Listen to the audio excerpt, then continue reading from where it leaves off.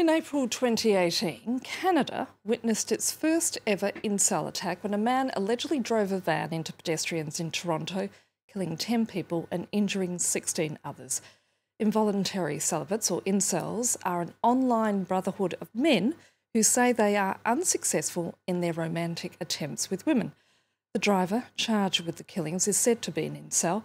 They often express extreme feelings of misogyny and hatred, and many online encourage rape, violence, and in some cases, the killing of women. Francis Dupuis-Déri is a Canadian professor of politics at the University of Quebec in Montreal, who's written a book on whether masculinity is indeed under threat, and he joins me now in the studio. Thank you so much for your time. Thanks. You've argued that so-called masculinity crisis is a myth. Why is that the case? It's a discourse, actually. It's a rhetoric. It's a kind of propaganda, but it's not a fact. Our societies are still pretty much unequal with regard to men and women.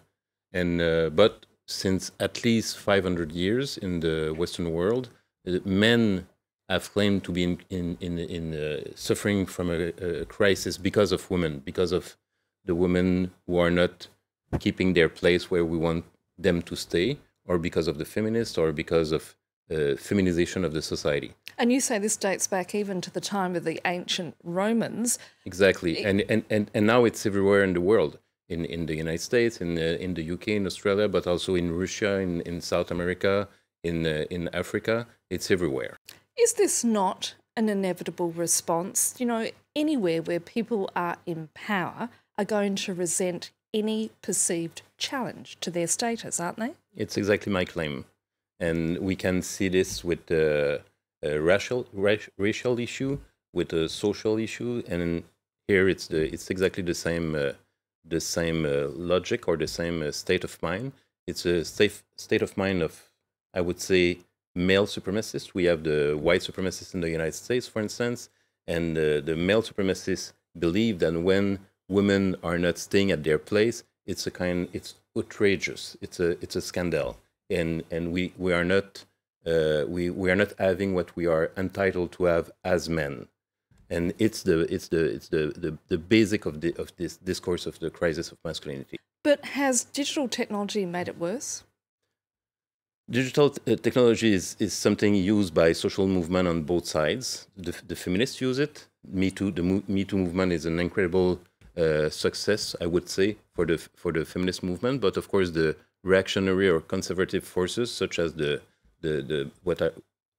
who I name masculinists, use it also to consolidate their network, to bring their message or their claims under the eyes of the public. So it goes both ways. What is it going to take for men to truly relinquish some of their power? What needs to change? Oh, I think the only solution is even a stronger feminist movement. The answer is on the side of the feminist movement. The men will change, I guess, if they are forced to change. They will not at one day wake up and say, "Oh, we did a mistake. We treated women wrongly." It's never that way that it happens in the history of the humankind. I would say I would give a extreme example, but the slave master didn't wake up one day and say, maybe slavery is not a good idea. It never happened that way. So some men or some white people in the United States were against slavery, or some men, of course, for different reasons, are on the side of the feminist movement or believe that men and women must be treated equally.